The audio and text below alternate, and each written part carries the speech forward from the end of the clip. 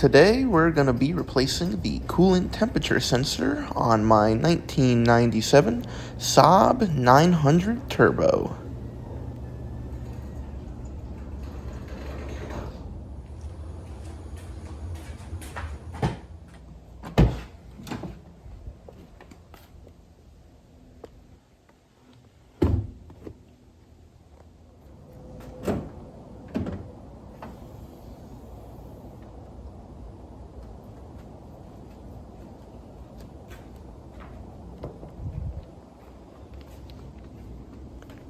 This right here is the 2-liter turbocharged 4-cylinder that came on the 900 SE trim, at least for the 97 model like mine.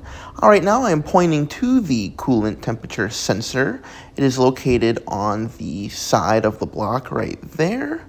A little hidden, and as you'll find out during the duration of this video, sure is a pain to get to, but we'll obviously touch on that later.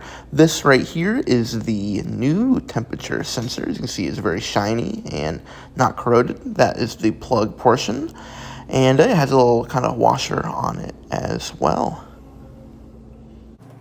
In order to remove the old sensor, you will need a 19mm size open-ended wrench. As you can see from the video, however, I am actually using a ratchet. I went ahead and snipped the 2 little wires coming out of the back end of the old sensor in order to make removing it a little easier. Of course, when we jump to the install of the new one, we won't have that luxury because we won't want to cut the wires of our new sensor.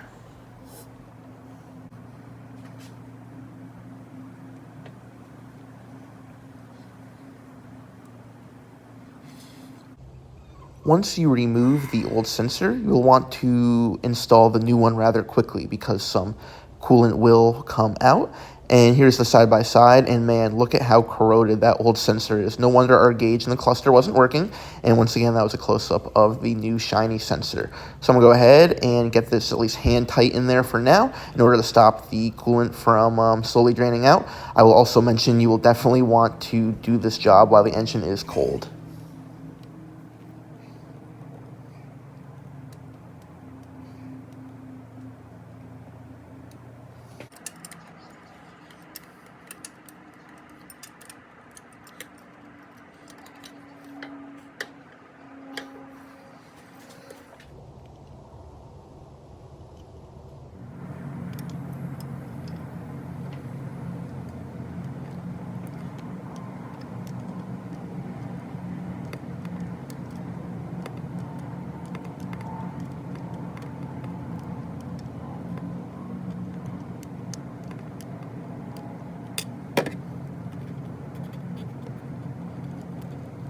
Right now I am removing one of the coolant hoses from the side of the engine in order to make reaching the sensor easier, because right now it is only hand tight, and I need to be able to fit a wrench around it in order to get some leverage and tighten that up. And that's going to be the main problem that you'll run into, at least that I ran into. My 19mm open-ended wrench was one of the flat kind, as you can see, and I think if I had one of those ones that were a little bent and kind of not sideways, but yeah, a little kind of bent outwards, might have allowed me to be able to fit it in a little easier and get it tightened.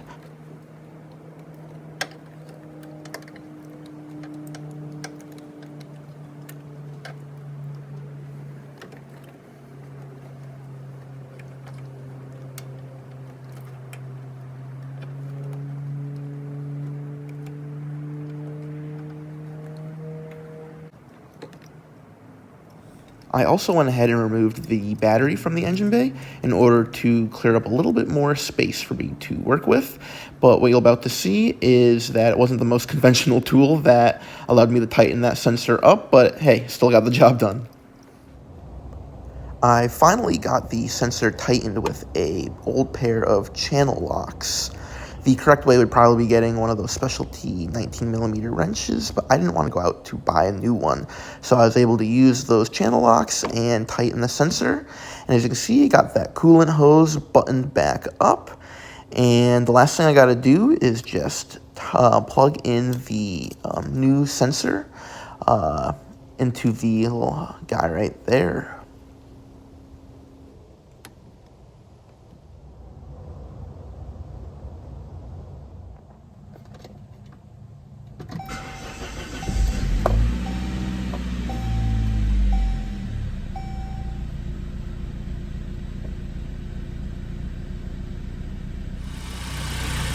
Now that we got the engine running, I'm going to go ahead and take a look to see if we have any leaks.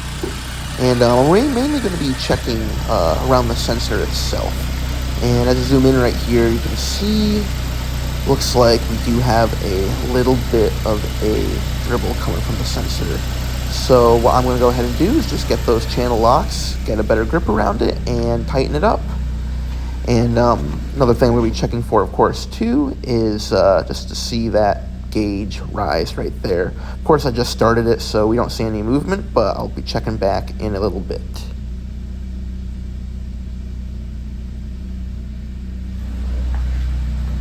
You will also have to top off your coolant level, once you make sure everything's buttoned up and there's no more leaks. As you can see right here, we have a little bit of movement in the gauge. Of course, it'll keep rising as the car gets more warm. I'm going to make sure everything's buttoned up, and we're going to actually take it for a test drive.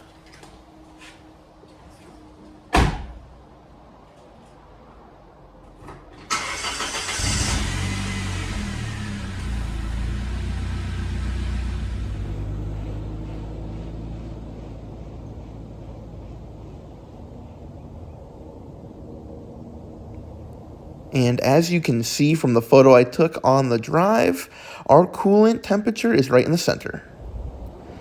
With that good news, time to head back and wrap everything up.